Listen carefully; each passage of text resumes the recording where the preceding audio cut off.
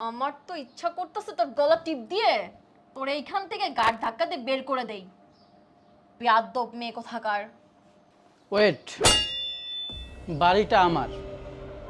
কে যাবে, কখন যাবে, কোথায় যাবে, কাকে আমি বের করব, সেটা একমাত্র আমি ডিসাইড করব। আর বাড়ি থেকে যদি বেরিয়ে যেতে হয়, তোমাকে বেরিয়ে যেতে হবে। ইসমাইল, তুমি তুমি না অফিসে গিয়েছিলে? হ্যাঁ, অফিসে যাওয়ার কথা ছিল, কিন্তু যাইনি। আর আমি তোমাকে বলেছিলাম না আমি অফিসে গিয়েছি। না, আমি পাশের রুমেই ছিলাম।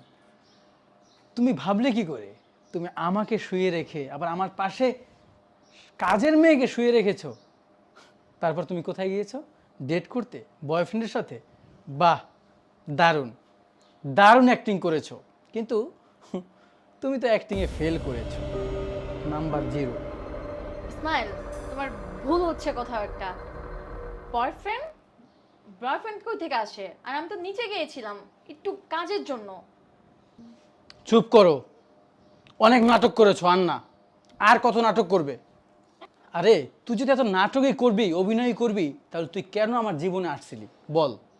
তুই সেটা তখনই বলতে পারতি যে তোমাকে আমার ভালো লাগে না, আমি তোমাকে বিয়ে করব না। কিন্তু এখন তুই আমার জীবনে এসে কেন তুই আরেক জায়গায়